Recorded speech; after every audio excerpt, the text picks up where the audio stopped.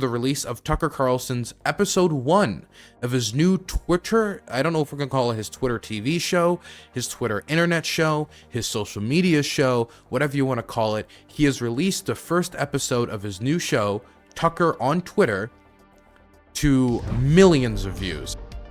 I want to talk to you guys about the dam collapse in Ukraine. The dam collapse, which has caused thousands upon thousands of homes to be flooded, which has caused tens of thousands of people to be displaced, destroyed tons of property, killed tons of animals, destroyed tons of farmland, and is polluting the local countryside with industrial lubricant, oil, and other stuff that has gotten into the river now due to the overflow. Here's just one example of wildlife being killed. Here's an example of fish that, due to the water overflowing, due to the flooding and the destruction of the dam, fish that have been deprived of water and are now dying in mass. This is not the only animal that is dying in mass. There have been a lot of dogs that have drowned to death, a lot of deer that have drowned to death.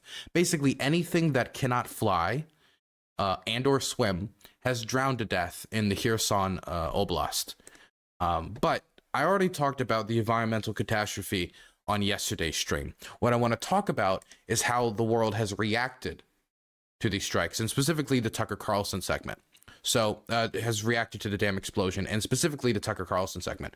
First, I want to talk about a new New York Times piece that was put out talking to experts about the different possibilities that everyone's talking about that could have destroyed the dam. Some people are saying, and we're going to get into this in a little bit, that it might have been a HIMARS strike from the Ukrainians. Others are saying it might have just been, you know, a gigantic failure, that the industrial strength of the dam was not that strong and it was wearing down, and maybe it just collapsed in on itself, as well as the possibility of the Russians planting explosives within the dam in order to destroy it. There's a lot of different theories of exactly what destroyed the dam. There's no footage of the dam being destroyed. What we do know is that local eyewitnesses at around 2:58 a.m. said that they heard an explosion.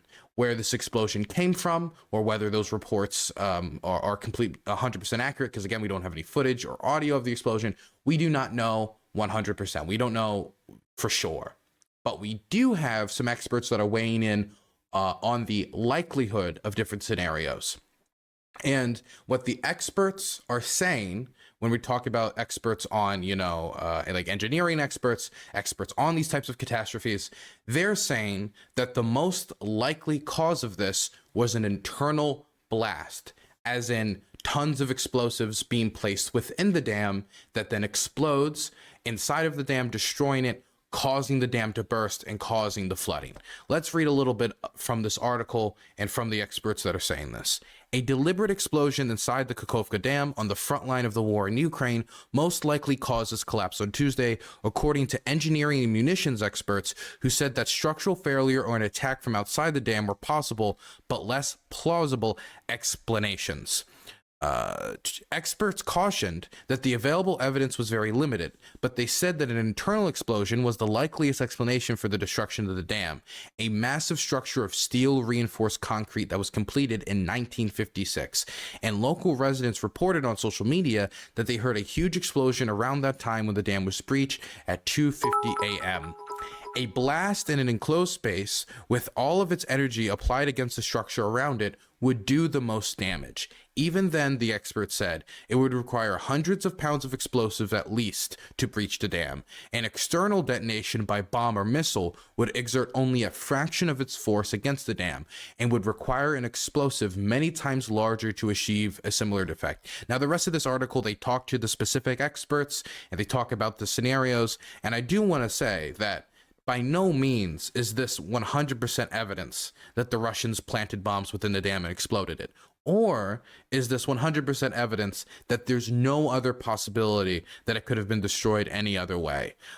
They do say in this article that an outside strike is unlikely to have caused the amount of damage that we've seen, that it would not have exerted as much force that we see on the dam, that it would most likely be different. The amount of damage that was caused and the amount of reinforced concrete that is on the dam could not be destroyed by a HIMARS strike. They're saying that it's possible, but it's very unlikely. I do want to just make sure that it is possible. So at the very least, it is a physical possibility, even if experts think it's unlikely. As for the other scenario that is laid out in this article, they talk about, just a failing, as in the idea that, the bridge could have just been, not the bridge, the dam could have just been old. It was built in 1956. Maybe it was degraded and it was destroyed. And from our last segment talking about it yesterday, we did see some photographs, some satellite photos from June 1st and June 2nd that showed that there was some damage on the bridge 4 or 5 days before the dam gave way and exploded, collapsed, whatever happened. Again, internal explosion is what experts say is the most likely. And so that does seem to give a little bit of credence to the idea that it could have collapsed in on itself. But there are some sections in the article that I have actually on in Discord here. I posted it in Discord so I wouldn't have to keep scrolling up and down this article finding it. Since November, the gantry cranes that open and close the gates, that means the gates to the dam that actually release water, have barely moved, though it was not clear if they had not been working. That led first to record low water levels, and then a winter slow melt and spring rains flowed into the reservoir upstream to a 30-year record high water level. Since early May, water has risen above the gates and crested over the top of the dam. Satellite images taken last week show more of the roadway gone. This is the June 1st and June 2nd satellite photos I was talking about. Whether it was washed away by the flow of water or destroyed in a strike is unclear. Some dams have collapsed because of unusually heavy water flows, overtopping them. Normally, such a failure would start on the earthen part of the dam, not either bank, said Professor Beecher. This is somebody who would know. This is like an engineering expert that would know about dam collapses. It says that earlier in the article, but not in the section I posted here. A combination of damaged gates and high water might tear away a few gates, but would not be expected to rip apart so much of the dam, the professor said. So for the theories about HIMARS strikes and for the theories about the dam just collapsing in on itself because it's old and it's not that good, the main problem seems to be that the amount of damage that was delivered to this dam, and the damage was pretty consequential. It was a massive amount of damage. It doesn't seem to correlate well with the dam either collapsing in on itself, the damage would have been somewhere else, or a HIMARS strike. Now, for those who I think give a little bit more credence to the HIMARS strike, and I'm not completely discounting its ability of being true, I'm not completely saying it's impossible, and that's not what the experts are saying either. But when you remember the Kerch Bridge explosion and the strikes that the Ukrainians did to the Kerch Bridge, the amount of strikes that were necessary in order to disable the Kerch Bridge just temporarily. And we're not even saying the entirety of the Kerch Bridge, just a section of the Kerch Bridge. We're talking about a ton of strikes in order to bring out that outcome, in order to produce that result. And it only destroyed this tiny section of the bridge. So it's hard for me to imagine that over one night, the HIMARS struck the dam so hard, so heavy, with no video evidence, with no record of it, and destroyed this section of the dam that would most correlate with another form of destruction. Again, I'm not saying it's impossible. I'm just trying to communicate what the experts are saying. The experts on engineering and the experts on munitions. Now, putting this aside, I could probably talk all day about the different theories and little pieces of evidence that have floated around, but I think the easiest thing for me to do from this point is to move on to this. Elon Musk. Would be great to have shows from all parts of the political spectrum on this platform. That's Elon Musk reacting to the release of Tucker Carlson's episode 1 of his new Twitter, I don't know if we're going to call it his Twitter TV show, his Twitter internet show, his social media show, whatever you want to call it. He has released the first episode of his new show, Tucker on Twitter, to millions of views. As you can see right there, the tweet itself has been viewed 89.8 million times. The video itself, actually, is there a way to see the actual video views? Because the video being seen these many times, this is just an indication of how many times people have vaguely seen it, which means I could be scrolling down on Twitter, I see the video, and I keep scrolling. I literally don't even click it. That would count as one of these views. I'm trying to see if there's anything to indicate how many the video itself has actually been viewed. You used to be able to see that. Where is that? Well, I guess I can't see it right now, but either way, it has been viewed at the very least millions to maybe even over 10 million, millions upon millions of times. And this episode focuses on the dam explosion and Tucker Carlson's theory that the dam explosion was actually caused by the Ukrainians. Now, I have said in the past that Tucker Carlson should not be trusted on Ukraine. My reasons for this is because he has a bad record on this war. He has lied multiple times. He has suggested while he was on the Fox network that Ukraine has weapons of mass destruction. He did it with no evidence. He has suggested using altered internet photographs of the Jack Texera leaks, not even the original Jack Texera leaks. He used those in order to say that for every single Russian soldier that dies, 7 Ukrainian soldiers died. And the thing that really gets me about him falling for that is it wasn't even a particularly good edit. I've seen the edit, which he based that off of. Number one, only one page in the entire leaks have been changed like that, meaning that other documents in the leaks that Jack Texera made reference the original numbers that were not edited, meaning that if he actually sat down and read all of the leaks or went through the documents, he wouldn't have fallen for it. He could have only fallen for it if he saw only that specific page out of the leaks. Maybe he saw it on Twitter, Reddit, who knows, maybe Truth Social, and he took it on face value and didn't look any deeper into it.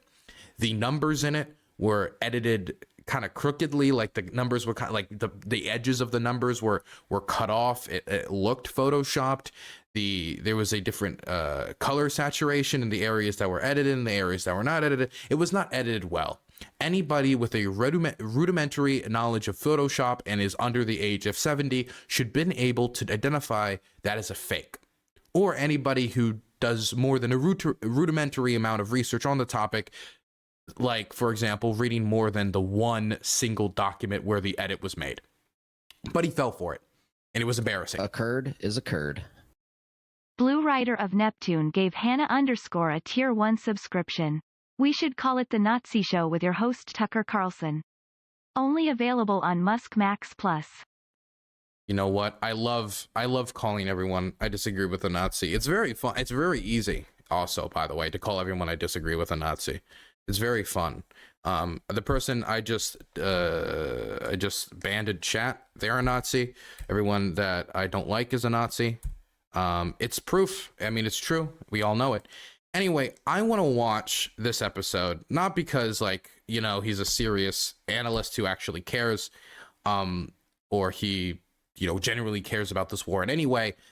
The reason I'm watching this is only because millions of other people are watching it. And there is a chance that any of you guys could have watched this and been influenced by it, i.e., oh, wow, that's actually a really good point.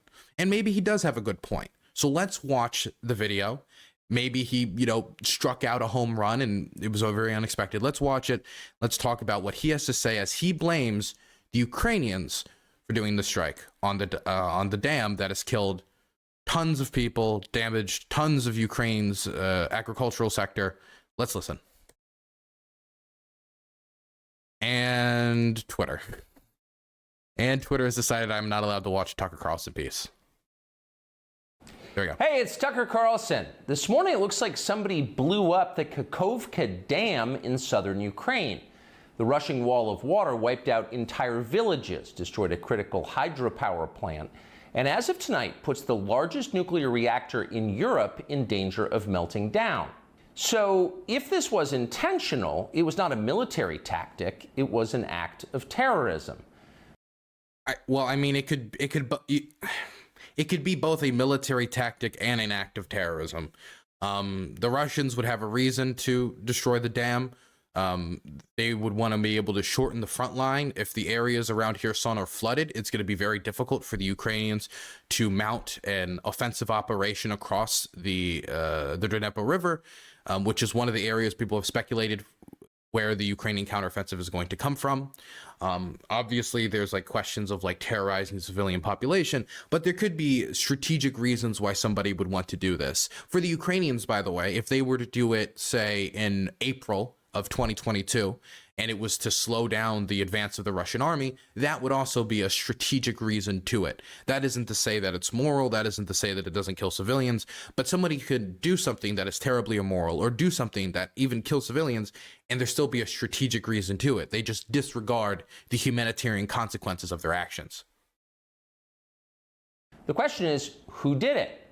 Well, let's see. The Kakhovka Dam was effectively Russian. It was built by the Russian government. It currently sits in Russian-controlled territory. This is just a lie. I don't know what else to... It wasn't built by the Russian government. It was built in 1956 by the Soviet government, but it was built by Ukrainian construction workers, Ukrainian engineers, laborers from Ukraine, and it was built with Ukrainian resources in collaboration with the rest of the Soviet socialist republics. So are we going to legitimately say that everything done by the Soviet Union, even though the majority of the Soviet population isn't even from Moscow or St. Petersburg, are also from locations like Kazakhstan, Estonia, Latvia, Lithuania, Romania, Poland, Ukraine, Belarus, all these other locations? Like, we're just gonna say everything achieved during the Soviet period was all the Russians, because when we think of the Soviet Union, we all just think Russians. So no, it was not built by the Russians, or if it was built by the Russians, it was built in part by Russian construction workers, or in part by Russian engineers. But it was built by Ukrainian construction workers, Ukrainian engineers, using Ukrainian resources. Like, Ukraine has much more of a right, I think, to claim the construction of this dam than the Russians, especially considering internationally it's recognized as in Ukrainian territory, it being a Ukrainian dam providing electricity to, you guessed it, Ukrainians. Also, whether or not something's currently controlled by the Russians does not mean that it is a Russian dam any more than German occupation of Paris means Paris is a German city. The dam's reservoir supplies water to Crimea, which has been, for the last 240 years, home of the Russian Black Sea Fleet. I mean, it has been home of the Black Sea Fleet, but that doesn't mean that Crimea itself has been recognized as Russian territory. In fact, since the 1990s, there have been treaties dictating Russia's access to the Black Sea, Russia's access to the port of Sevastopol, and Russia's ability to use the port of Sevastopol to support the Black Sea Fleet. Russia agreed to these treaties. These treaties designated Crimea as internationally recognized as Ukrainian territory. Putin himself said in 2008, after invading Georgia, illegally, mind you, but after invading Georgia, he said that there is no ethnic issue in Crimea and that Crimea is Ukrainian clay, up until, of course, Ukraine did not subserve itself to every single one of Russia's interests. Then all of a sudden it's no longer Ukrainian territory. Blowing up. But it is true that this route does, the dam does help supply water to the Crimean Peninsula and to the irrigation systems down there. But also, I do want to throw this out there. This wasn't, if Ukraine really wanted to stop it, they didn't have to hit this dam. They could have hit other locations, other routes where it goes down into Crimea. So they could have not destroyed the dam. They could have destroyed one of the lines that it uses in order to bring the water down. I don't know if I'm explaining it well enough. Let me bring up a map quick. Here we go. Let's use the deep state map because it is one of the best maps for this war. If you go down here, the Novokakhovka Bridge is right here. I mean, the dam is, well, it was right here. And down here, as you can see, is the line that brings it all the way down to Crimea to irrigate and help provide it with water.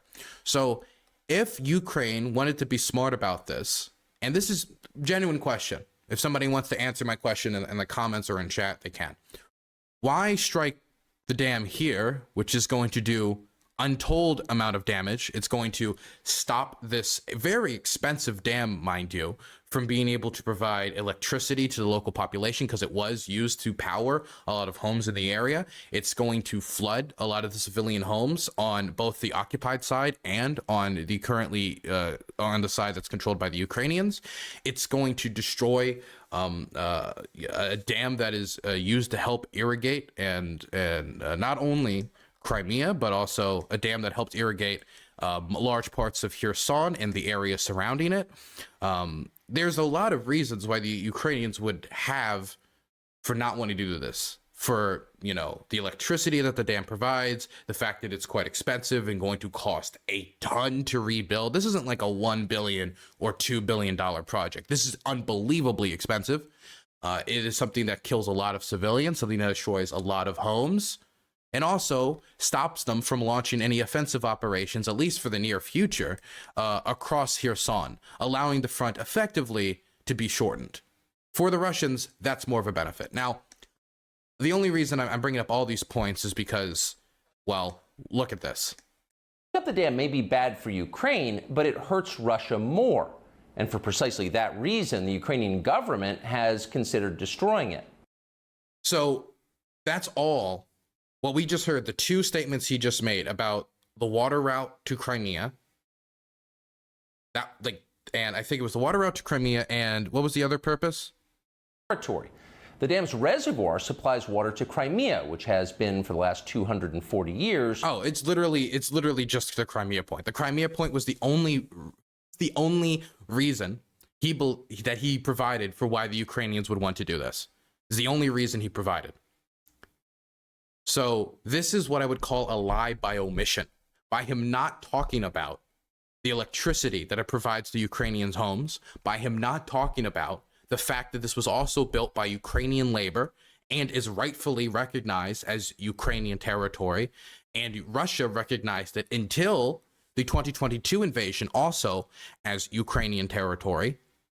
The fact that it is extremely expensive, is going to cost a lot of money. All these factors that's being talked about, the shortening of the front, none of this is things that come into consideration for Tucker Carlson, because all of these things are inconvenient facts that seem to jostle his narrative that he wants to get across, which is the Ukrainians did this, the Ukrainians drowned themselves, the Ukrainians flooded themselves, the Ukrainians did this to themselves. That's the narrative he wants to get across. So all these other facts and all this other information that could upset his narrative, for example, the report we read earlier about the New York Times and experts saying that most likely the damage seems to correlate with an internal explosion, none of that matters. Just say, I don't know, Crimea, and that's all you need to say. Now we know that the Ukrainians did it. Now let's continue to listen. Home of the Russian Black Sea Fleet. Blowing up the dam may be bad for Ukraine, but it hurts Russia more. And for precisely that reason, the Ukrainian government has considered destroying it.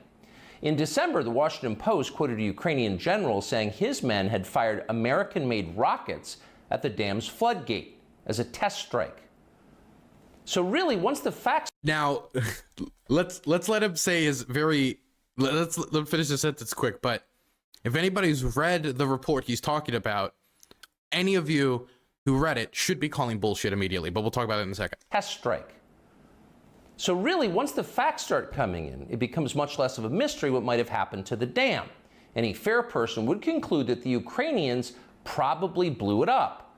Again, this is all relying on not talking about the electricity, not talking about what it's internationally recognized as Ukrainian territory, not talking about the shortening of the front, not talking about any of the other factors involved, just focusing on and nitpicking information in order to make it look like the Ukrainians did it and make it look like they had the main motivation. So if any of you, and he's not the first person who brought up this strike, I believe Michael Tracy also brought it up. I think I have the link here. Michael Tracy has also brought up this point. So Tucker Carlson isn't alone in bringing up this Washington Post article from December. Here it is. They considered flooding the river. The Ukrainians, he said, even conducted a test strike with a HIMARS launcher on one of the floodgates at the Novokakhovka Dam, making 3 large holes in the metal to see if the Dnieper's water could be raised enough to stymie Russian crossings but not flood by nearby villages. The test was a success, he said, but the step remained a last resort. He held off. So Michael Tracy is more honest in how he talks about this, at least slightly, because he posts that the dam was talking about being striked and they were considering destroying the dam, or at least making bigger holes in the dam, in preparation for Ukraine's offensive in Kherson. Now, one second, I already deleted the map, so I got to bring it back up. Now, if you look at this map, you can see that this territory across the river here used to be controlled by the Russians. The green is territory that the Ukrainians have liberated from Russian control. And when this dam was being talking about, being struck by the HIMARS, and they were talking about, actually making big holes in it in order to flood the area, number one, you can even read from the article that they're saying, we don't want to destroy the dam. We want to put some holes in the dam so that flooding increases but doesn't get out of control. Number two, this was talked about during the Russian control of Kherson, the city itself, the only provincial capital that the Russians have captured for the whole war, while their forces were across the river.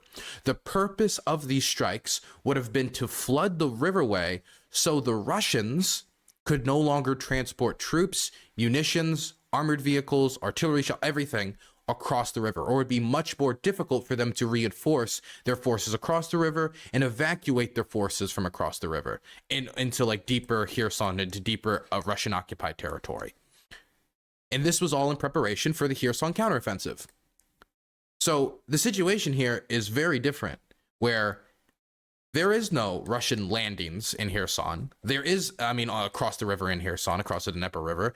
There is no reason for the Ukrainians to strike the dam in order to flood the riverways to hurt Russian munitions or hurt Russian supplies.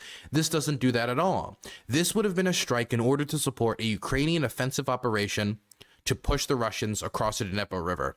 The Russians are now on the other end of the Dnieper River. Striking this dam would not in any way strain Russian supplies. So the entirety of the purpose of those strikes, of a planned Ukrainian strike on this dam, no longer exists. So using it as evidence that the Ukrainians, they were planning to strike this dam because they knew how beneficial it would be for them, any benefit it could have given them during the Kherson offensive, during the Kherson counteroffensive, is now gone. So I don't think it's a piece of evidence you can use. It would be like saying, wow, I think the Americans just bombed Baghdad after we took Baghdad and there was no longer a purpose to bombing it. Wouldn't really make any sense. I don't know if that's the best comparison, but I can't think of a comparison, because if the operation was already successful, I don't understand why they would do it. And the last thing is, during the Kherson counteroffensive, they didn't do it. They didn't go through with making these gigantic holes in order to try to flood the Russian crossings. So when it was most strategically beneficial for the Ukrainians to strike the dam, cause gigantic holes in order to increase the flooding, to stop or hurt Russian crossings across the Dnieper River, they did not go through with it. When it would have been most beneficial to the Ukrainians to strike the dam, they didn't do it. If anything, that to me makes me more confident in the idea that it wouldn't make sense for them to do this if they would have had better opportunities to do it in the past, and they didn't go through with it, even if they considered it. And we know that the Russians considered it. We know that the Ukrainians have openly talked about Russia considering it. In fact, there has been reports, I think it was in October of last year, where Zelensky specifically said that Vladimir Putin's army had planted bombs in the dam in order to cause massive flooding and to destroy it, and to cause an explosion.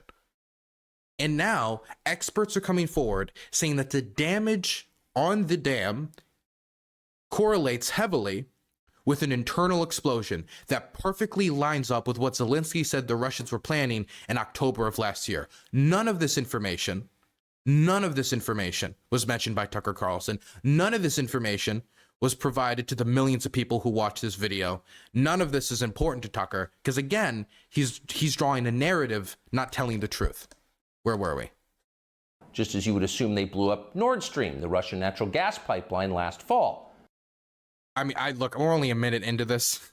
I don't know if I would deviate over to the Nord Stream pipeline. This is the thing that confuses me. Was it the United States that did it, or was it Ukraine that did it? I just want to hear like the consistent story, because Seymour Hersh, which is somebody that a lot of people rely on for information on the Nord Stream pipeline, even though his source is still anonymous and undisclosed, he says it was the United States government, or was it the Ukrainians? Because there is a distinction there. I don't know which theory Tucker particularly ascribes to. And in fact, the Ukrainians did do that, as we now know. It's not like Vladimir Putin is anxious to wage war. I don't even know. He didn't like provide a source or anything. I mean, the evidence as of right now seems to point towards the Ukrainian government probably being more involved than the American government if they did do it, but we don't have anything concrete still. But it's not, I don't want to get distracted. I want to stay on the dam. War on himself. Oh, but that's where you're wrong, Mr. and Mrs. Cable News consumer. Vladimir Putin is exactly that sort of man, the sort of man who'd shoot himself to death in order to annoy you. We know this from the American media, which wasted no time this morning in accusing the Russians of sabotaging their own infrastructure. The thing that gets me about this is he says this as if like, oh, these morons in media are going to actually have you believe, the brave American patriots across America, that the Russians did this. They're treating you like a fool while using the smallest amount of information possible to accuse the Ukrainians of doing it. That anyone that looks at all of the evidence, which he didn't even provide, would come to the conclusion that the Ukrainians did it. Bill Kristol, the man who once told us that Saddam Hussein was responsible for 9/11, immediately denounced Putin as a war criminal and even more savagely compared him to Donald Trump. By the way, here's something that's interesting as well. I could imagine maybe somebody saying, well, Dylan, maybe like a hardcore like Tucker supporter or something, like somebody who really, really likes Tucker. I could imagine somebody saying, Dylan, you don't understand. Look, that New York Times piece, that's like the libcuck media. So of course Tucker's not going to use that. But he also uses the Washington Post because that's the article that talks about the test strikes on the dam in December of last year. He uses the Washington Post. He uses liberal sources if it reinforces his ideas all the time. So it's not like, oh, Tucker couldn't have stumbled on this information, or Tucker didn't have this information available to him. And even if it is an argument of like, well, you know, Tucker could have, I don't know, fucking, you know, Tucker needed to get it out as fast as possible, so he had to come with, I don't know what defenses you could use. All Tucker had to do was just keep digging to provide this information to his audience. He doesn't even need to like say, I believe the Russians did it. The least he could have done is just given all of the information to his audience instead of the nitpicked bullshit that he did here. The rest of the pundit class made similar, clearly coordinated noises. Putin did it! Putin did it! And their reasoning was simple.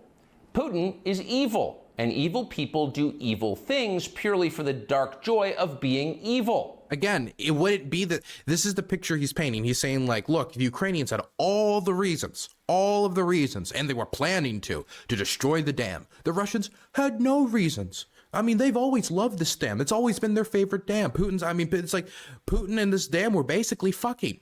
I mean, it's always been Russia, and it only hurts them. It doesn't hurt the Ukrainians in any way.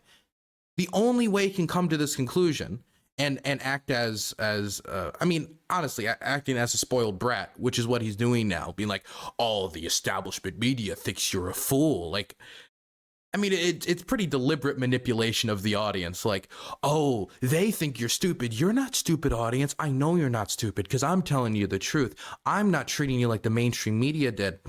All he has to do, to be fair here, is just provide more information as to what could have been behind Russian interests in blowing up the dam and what experts are saying about the destruction of the dam, what they're saying about what was likely to cause the dam's destruction. And if he was to do that, and he was to paint a fair picture, he couldn't treat people like they were stupid for buying the media, buying the establishment narrative, whatever he wants to call it. And he certainly couldn't make the argument that the only reason the Russians would do this is because they're evil. That's the media's argument, is that Putin did it simply because it's evil. There's reasons he would have for doing such a strike. There is reasons, and he just simply isn't providing those reasons to make the position of saying, oh, I think the Russians probably did it, or actually, we don't know that it was the Ukrainians. I think, it's much more in the air. He's trying to make those positions seem silly and naive by not providing his audience with all of the information necessary to make an informed decision.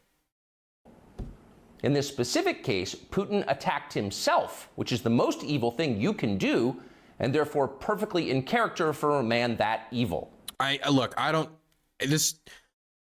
There are strategic reasons armies all across the world have used to justify the destroying of dams and infrastructure. In fact, the Soviet army very famously destroyed a dam in Ukraine, killing thousands upon thousands of Ukrainians in order to fight against the German army. The idea that it's so crazy that the Russians could find a strategic reason to blow up the dam, I don't know, man. It's just historically illiterate. That was their explanation. No one who's paid to cover these things seemed to entertain even the possibility it could have been the Ukrainians who did it. No chance of that. Dude, the projection here is insane. The projection here is insane. The media won't even entertain the possibility that the Ukrainians did it, while he actively avoids any information or any proof that points in the other direction that the Russians could have done it. This is just projection. Ukraine, as you may have heard, is led by a man called Zelensky. And we can say for a dead certain fact that he was not involved. He couldn't have been. Zelensky is too decent for terrorism. What? Who said this? Now, you see him on television, and it's true you might form a different impression. Sweaty and rat-like, a comedian turned oligarch, a persecutor of Christians, a friend of BlackRock. He's throwing these claims out so far. I don't even know what to respond to. I guess I think the persecution of Christians thing is a reference to the Russian Orthodox Church. Even if I don't agree with the administration's position on the Russian Orthodox Church when it comes to how they want to treat it, the Russian Orthodox Church still operates multiple religious institutions in Ukraine, as well as its leader. And this is at the same time that its leadership, including the patriarch of the Russian Orthodox Church, said that if people went to Ukraine to fight against the Ukrainians, they would go to heaven. Could you imagine if the Pope said, like, American soldiers who march on Baghdad are blessed by God and they're going to go to heaven? Wouldn't that shit be crazy? Wouldn't that rightfully cause backlash around the world? But then the head of the Russian Orthodox Church can do that, and it doesn't even like cause a second of reflection. But don't believe your own eyes. Actually, Mr. Zelensky is a very good man. The best, really. As George W. Bush once noted, he is our generation's Winston Churchill. Of all the people in the world, our shifty, dead-eyed Ukrainian friend in the tracksuit. Look, I don't know if I'm stretching here, but I don't like calling the Jewish president shifty. I don't know how I feel. Like, you know what? Maybe I'm reading too much into it. Let's keep going, but I don't know. He's really leaning into the sweaty, rat, shifty. Might as well just be like doing this with his hands. Is uniquely incapable of blowing up a dam. He's literally a living saint. Who the fuck is he? Whose position is this? Whose position is this that he's a living saint? And he's spending more time just like being so verbose about the qualities of Vladimir Zelensky. He's spending more time mocking Zelensky's appearance than he did to even review the evidence surrounding the dam explosion. In whom there is no sin. Oh my That's God. why Lindsey Graham is so attracted to him. They're just two good people, hanging out together and being good. And like all good people, when they meet in person, they spend a lot of time talking about killing people and laughing like friends do. Here's the pair last week. Free or die. Free or die. Now you are free. Yes. And we will be. And the Russians are dying. It's the best money we've ever spent. Thank you so much. No, it's... The Russians are dying. It's the best money we've ever spent, Graham says. There's a very obvious edit and cut between the Russians are dying and it's the best money we've ever spent. I don't even need to go back and review it to have seen that cut. It was obvious to anybody watching. That's the first thing. The second thing is, are you telling me that if the United States was invaded by China and then somebody said, yeah, we're going to send America guns and, the Chinese are dying, they're getting killed, and then like 10 minutes later he says it's the best money we ever spent, Tucker Carlson would come on TV saying, terrible, terrible statement towards our glorious Chinese invaders. I'm sorry, just come on. If the tables were turned, I don't think he would care at all. Do you remember what he said about the Iraqis during the invasion of Iraq? They just need to get in fucking line. Those monkey savages. Does anybody remember exactly what he said about the Iraqis? Can we pull it up quick? Because I love reminding people about this. Because when the shoe is on another foot, and he's the invader, and he's supporting the invasion, and he's supporting the occupation, because he did support the invasion of Iraq, even though Tucker Carlson doesn't like to talk about that very often. His dialogue around it on radio shows was very different than how he talks right now. Can we? Tucker Carlson Iraqis. It's time to leave Iraq. Okay, that's 3 years ago. Can we get the Bubba the Love Sponge segment? Here it is. Iraq is a crappy place filled with a bunch of, semi-literate primitive monkeys.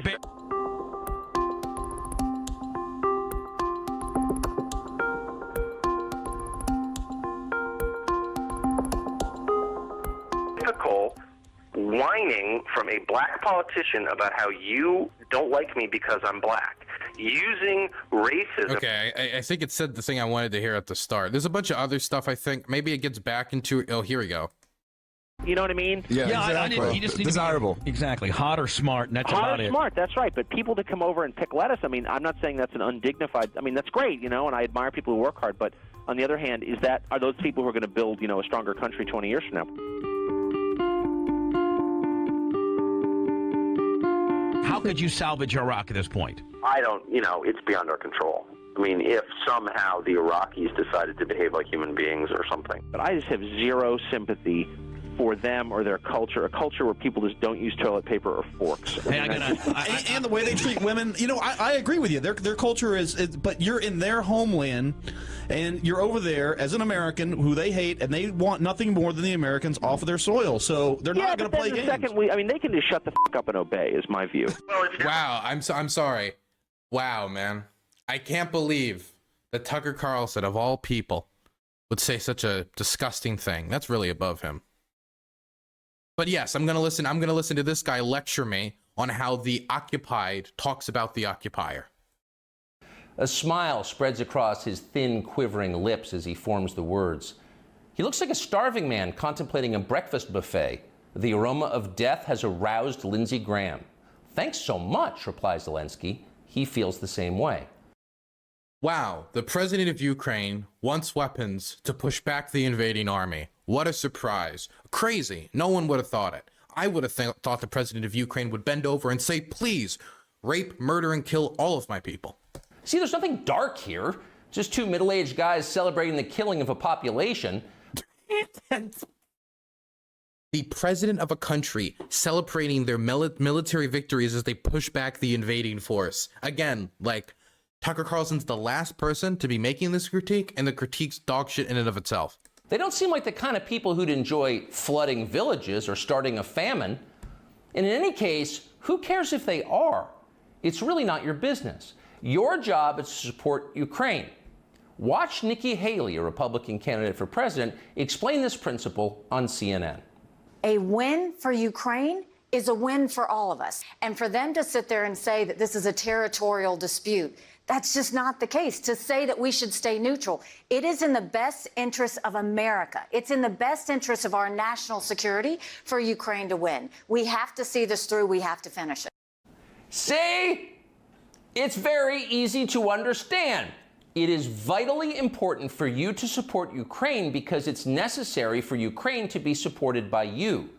Your support is mandatory until it's finished, whatever it is. She's explaining her political position. I don't think she's holding a gun to anyone's head saying you have to support Ukraine. I don't know. Dude, what is he even complaining about at this point? The first minute of this, he went through evidence. Well, he went through one or two pieces of evidence that were cherry-picked to make his point look like it was the only rational possible position when examining the explosion. And the rest of this has just been, I don't know, grandstanding, I think. Yeah, I think the rest of it really has just been grandstanding. And whatever that means. So shut up and support Ukraine or else you're in trouble. Wait, he didn't say that. Well, she didn't even say that. I don't even like Nikki Haley. I thought she was a terrible ambassador to the UN. But like, this is that's completely unfair. Back when they still taught logic, statements like this were known as tautologies. Something is true because it is. The more you repeat it, the truer it becomes. Like how he said the Ukrainians did it. It's a self-reinforcing reality. There was a time when tautology... Or the 7-to-1 number that he said on his network, then he and Fox, which of course he's been laid off of that job now, didn't issue any corrections. Then RFK came on the network, said the same lie. You again did not push back. Fox again did not push back. And now that's what the majority of Fox News viewers have been told on 2 occasions. Tautologies were considered illegitimate arguments, not to mention hilariously stupid. Only dumb people talk like that. Now everybody in power talks like that. Diversity is our strength. Trans women are women. Zelensky is Churchill. Jesus Christ, how we went over from the destruction of the dam over to trans women now? Like how... Everything has to be intertwined. Everything has to be part of one grand narrative. You can't separate trans women in bathrooms from the war in Ukraine in any way. They're all connected. It's all self-evidently true. Doesn't need an explanation, and don't ask questions. J.K. Rowling, banned from Twitter, soon to be banned from Ukraine? Let's talk about it.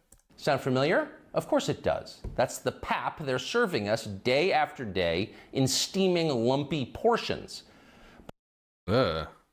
By this point, it's possible that American citizens are the least informed people in the world. Your average... Oh, that's so unintentionally funny. Yeah, man, I wonder why you... Yeah. So, okay, in the most uninformed country in the world, Tucker Carlson was the most popular talk show host on news. Just, okay, putting those 2 facts next to each other, just consider them, might be connected in some way. I don't know, just throwing that out there.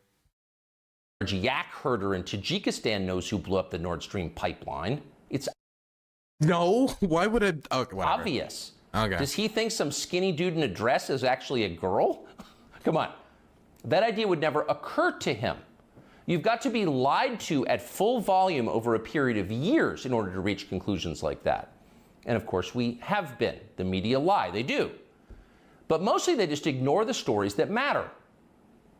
Oh, like what the experts said about the dam explosion, or about how Zelensky has talked about as early as last year, October of last year, about the Russians planting bombs inside of the dam, which experts say the damage on the dam seems to heavily correlate with that possibility. Like information like that, maybe. What's happened to the hundreds of billions of US dollars we've sent to Ukraine? No clue. Who organized those BLM riots? What do you mean the hundred? Okay. He says hundreds of thousands of dollars. We've sent, I think, $75 to $80 billion in aid in total. And 45 billion of that was military. Where did the hundreds of billion, where does that number even come from? I hear that number all the time. We've sent hundreds of billions of dollars in aid. Are we talking about all the aid everywhere that's come from everyone, including like independent charity groups? Is that where this number comes from? Because I have no clue where that number comes from when it comes to American stockpiles. Because we've sent about $45 billion in military aid. Wait. Let me rephrase that. We haven't sent $45 billion worth of military aid. We've sent probably more around 20, maybe 25, and like half of it has yet to even be sent over. This is true about most military aid that has been sent over to Ukraine. For example, those Abrams tanks that we sent like months upon months ago, or we said we sent months ago, it still hasn't arrived in Ukraine. Tons of this aid still hasn't arrived in Ukraine. But even if you include the aid that has arrived, the aid that is on its path to Ukraine, the aid that has been promised, and expand it towards outside of just military aid to humanitarian aid as well, American military aid and humanitarian, all this comes together. It doesn't hit these numbers that he's talking about. I don't know what numbers he's talking about. Riots 3 years ago. No one's gotten to the bottom of that. What exactly happened on 9/11? Well, it's still classified. Where did the, I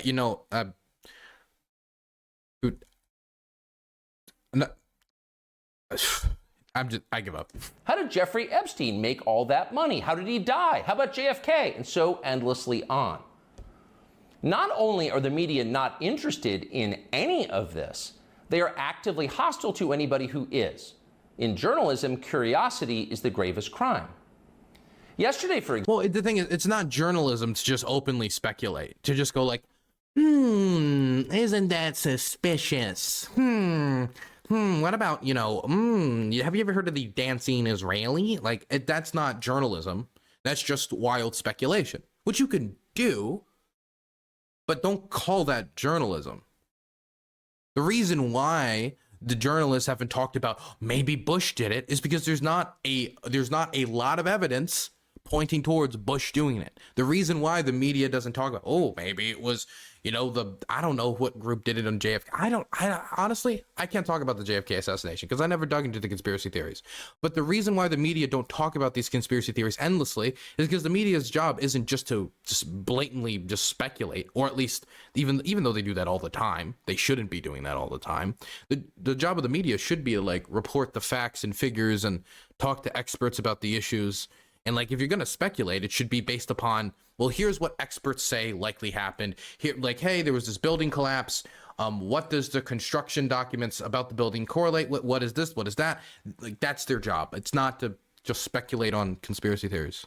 For example, a former Air Force officer who worked for years in military intelligence came forward as a whistleblower to reveal that the U.S. government has physical evidence of crashed non-human made aircraft, as well as the bodies of the pilots who flew those aircraft. We're on aliens now. I don't care anymore. We're just continuing. I don't care. The Pentagon has spent decades studying these otherworldly remains in order to build more technologically advanced weapons systems. Dude, we're on episode 1 of Tucker Carlson's new show, and we've already arrived at the point of aliens have crashed into Earth, and the CIA is hiding it from us because they wanted to steal the aliens' lasers. You know what? It wasn't the Russians, it wasn't the Ukrainians, and it wasn't technical failure. It was the aliens all along. They blew up the dam. Okay, that's what the former intel officer revealed, and it was clear he was telling the truth.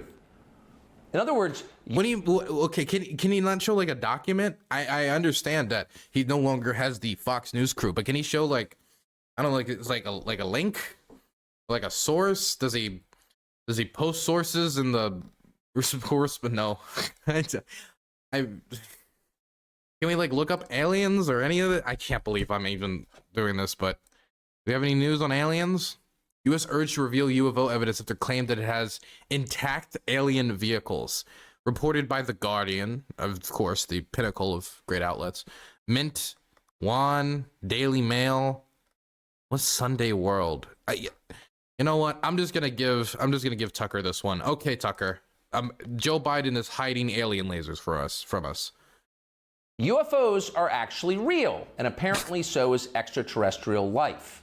He's basing all of this statement off of one former U.S. official claiming this? Not, here's photo evidence, here's video evidence, here's this, here's the autopsy report, here is like footage of an alien going like while talking to President Biden. It's just the claim of one person, which he's not supporting with like anything on screen. Okay, whatever. But just goes to show the amount of evidence that is necessary to convince Tucker Carlson of something that he wants to believe. Now we know. In a normal country, this news would qualify. Okay, so 9/11, JFK, aliens are real, Ukrainians blew up the dam. What else we got? What else we gonna get? Dude, if he ends this show with flat Earth, man, we get the trifecta, man. We get the trifecta. I get like the last little punch out in my like Starbucks card for my bingo game I'm playing. Get a free cappuccino.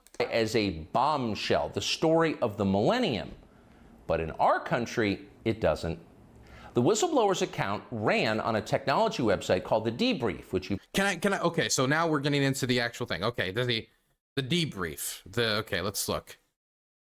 Debrief aliens. Your link, Deep Bird. Oh, okay, but Debrief. Why everyone is suddenly talking about aliens. The Atlantic 3 hours ago. Okay, so this is the I wanted to talk about, okay, I'm going to be honest. I only watched in preparation for this, like the first minute of this, thinking, oh, okay, so this is an episode about the dam. And so I prepared for the dam. I didn't prepare for aliens. I didn't prepare for the aliens. I did not prepare for this. I'm sorry that I don't have all of my information on the aliens, guys. I'm a terrible journalist.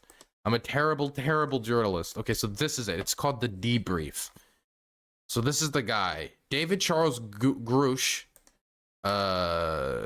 This is the guy here. Okay. So this is the, or is it Carl E. Neal? Okay. I guess I'm gonna have to read this off screen or read this after stream and figure out if aliens are real. This is the Atlantic, yeah, accept all your things. Any report of secret government programs investigating non-human vehicles and pilots bears a striking resemblance to many that came before. Okay, so I'm just gonna throw this out here since obviously I haven't read this article, so maybe this article will make me believe that we have alien lasers in secret CIA storage houses that are going to be weaponized shortly by our glorious US military. But here's my reasoning for why I'm taking this with a gigantic grain of salt, and I honestly don't believe it even before I've read it.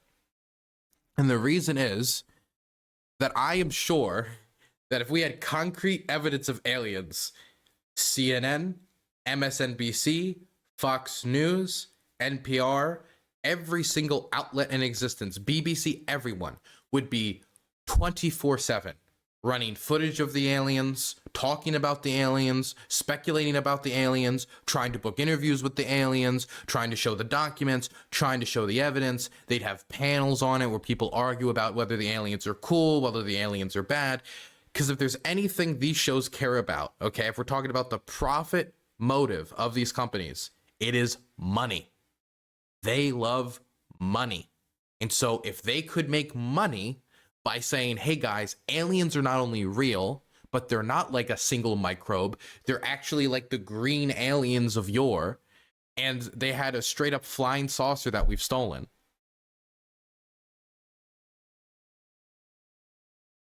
I don't believe that these companies wouldn't jump on the fact immediately in order to make fat stacks. That's why I take this with a gigantic grain of salt, and I'm not going to take Tucker Carlson's claims of aliens blowing up the dam, which I assume he's about to say. Like seriously. You've probably never heard of. But I'll read it out off stream. Maybe I'll be convinced. By the way, it's not that I don't believe in aliens. In my view, if aliens are real, right, because of how gigantic the universe is, I imagine that there's probably alien life somewhere. But if we were to find alien life, it would not be this cool. You know what it would be? It'd be like an alien slug, right? And that would be exciting. Most likely, it'd literally be like a germ. Like a germ hits planet Earth, kills like a trillion people. It's like, wow, that sucked. Aliens suck. That's what I think it would be most likely to be. It'd be like some microbe on some asteroid that we find. Washington Post had that story, but decided not to run it. The New York Times, meanwhile, just pretended it never happened.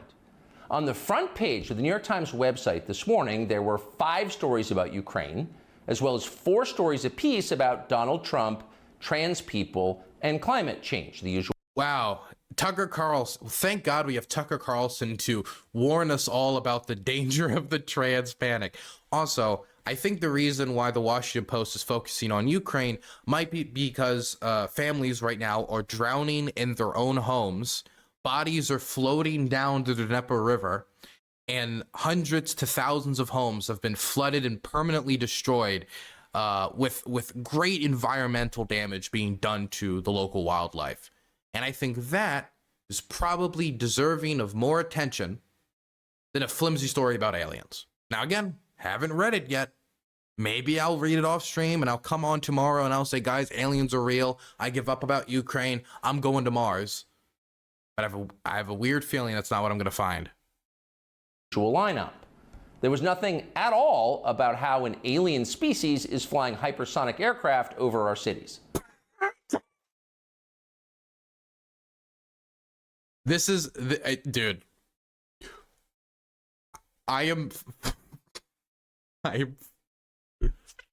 does he know it wasn't the aliens that blew up the dam?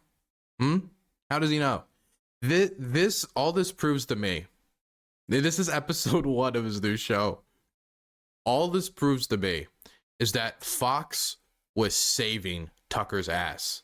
That Fox News was saving him from saying this dumb, ridiculous nonsense on the daily. I'm just imagining every day he's like walking into the studio. Like, I was reading like I don't know, BS News or something like local. I heard that Anne Frank is alive and she's actually Hillary Clinton. Can we talk about that on today's program? No, Tucker. No, Tucker. But the evidence is overwhelming. Look at this picture. That's like it's like they did like an AI generated like Anne Frank if she was still no Tucker. Just say the trans people are scary again. Okay, please just say the trans people are scary again. Okay. For every one Ukrainian soldier for every one Russian soldier that dies, 7 Ukrainian soldiers die. No, Tucker, don't do it. I'm just imagining that's what it was like working under Tucker at Fox. I have to imagine that's what it was like. If this is the type of stuff he's saying on day 1 of his new show, maybe he just wanted to start with the Flash, so he just wanted to see how much nonsense he could throw out at the same time. Not one word. Not one. How dare the Washington Post not say the Greys attack, aliens take over White House. So if you're wondering why our country seems so dysfunctional, this is a big part of the reason. Because the media isn't reporting on the aliens. Nobody knows what's happening. A small group of people control access to all relevant information, and the rest of us don't know. We're allowed to yap all we want about racism, but go ahead and talk about something that really matters and see what happens. If you keep it up, they'll make you be quiet. Trust us. That's how they maintain control. He's on Twitter. How many people saw this video? 92.3 million have at least scrolled past this video. I assume maybe like 10 million have watched it, which is much more than the average Fox News segment gets viewership-wise. Definitely, even when he was prime timing his show at Fox. So, I mean, if the strategy is for them to shut you up so you don't talk about the aliens, they're not succeeding, are they? When Western tourists first started traveling in large numbers to the Soviet Union in the early 1970s, they found that many Russians had a completely warped understanding of the United States. They thought that Americans lived in grinding poverty, in a state of perpetual race war, and were desperate to flee to the freedom and prosperity of the Eastern Bloc. They thought this because that's what they had been told. They had no way to know otherwise. If somebody watched Tucker Carlson's show regularly for updates on the Ukraine war, I think most people would come away with the conclusion that it must have been the Ukrainians that made the Russians invade. It must have been the Ukrainians that committed every war crime. It must have been the Ukrainians that did every misdeed. I don't think I've ever actually watched a Tucker Carlson segment where he's like, obviously the Russians are wrong. They shouldn't have done this. End of segment. I don't think I've ever seen a segment where he's done anything like that.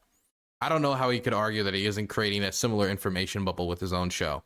The only difference is that the law doesn't back him up, as the law backed up the people who were cracking down on dissent in the Soviet Union. The few Russians who understood what was really going on in the rest of the world had learned about it from listening to shortwave radio broadcasts, sometimes under the covers so the neighbors wouldn't hear. 50 years later, it is bewildering to consider. That is true that people use like shortwave radio to try to get news outside of the Soviet Union. That is true. The ironies here. We're the ones who live in ignorance now. Wow. The U.S. government has managed to... It's interesting that he says in the Soviet Union, you know, they were in a state where the country's government did everything they can to pump the people full of propaganda and denied them truth and real information about the United States. Now, in modern day Russia, if you were to call the war a war, you could go to prison. If you were to say, I support Ukraine, you could go to prison. If you were to say the invasion was wrong, Putin was stupid, this has been managed. If you were to just be honest about it, honest about the war, and you're not a person of like influence with ties to like the Russian intelligence agency, like somebody like Igor Girkin, that can get you in prison. Now, in the United States, if you want to, you can say, I support Russia. If in the United States, if you want to, you can blame this all on Ukraine. You're allowed to. Obviously, you can listen to how Donald Trump and Tucker Carlson talk about the war in Ukraine. Obviously, you can blame 80 to 90 to 100% of this on Ukraine and get away with it. I don't think this is something comparable. I think there's a conversation to be had about people being trapped in information bubbles in the United States, but Tucker Carlson is somebody who's actively contributed to that problem, not made the problem, like not tried to resolve it. classify more than 1 billion so-called public documents. So at this point, we can't possibly know what our leaders are doing. We're not allowed to know. By definition, that is not a democracy. Yet it's fine with the media. Secrecy is a powerful tool of control. Stop asking how we got... Is his argument... Okay, I'm sorry. Can we go back again? Is his argument that because we have classified information, we're not a democracy? I learned about it from listening to shortwave radio broadcasts, sometimes under the covers so the neighbors wouldn't hear.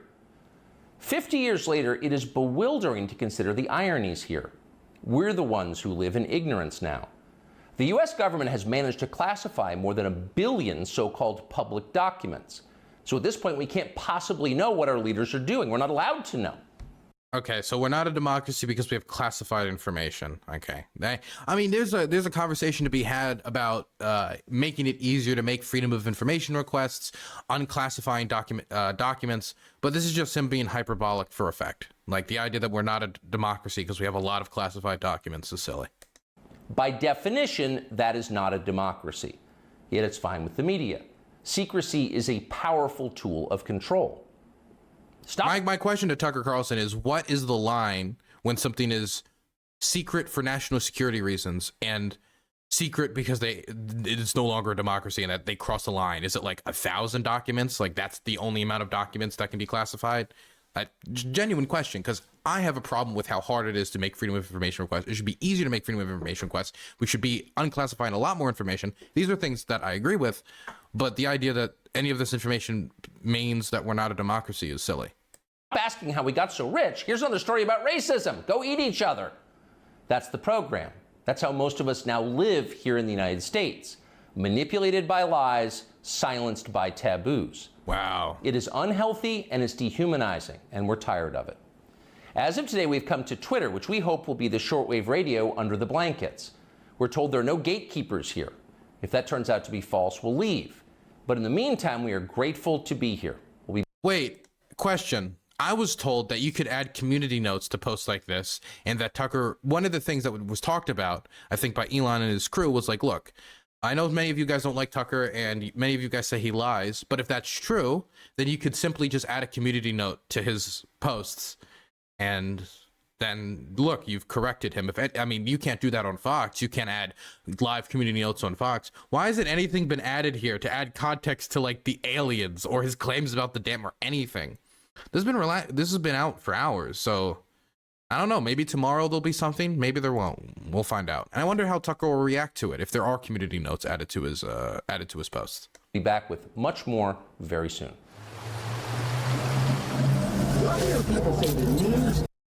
What a weird outro. Okay. Anyway, that's Tucker Carlson's very first episode on Twitter.com. It included Ukraine being responsible for the dam explosion, aliens, JFK, 9/11, and trans people, all connected to the same. And the reason why you're not able to know the truth about the dam explosion is because of the evil, non-democratic, alien-hoarding American government. Wow. Brilliant analysis, as always. Brilliant analysis.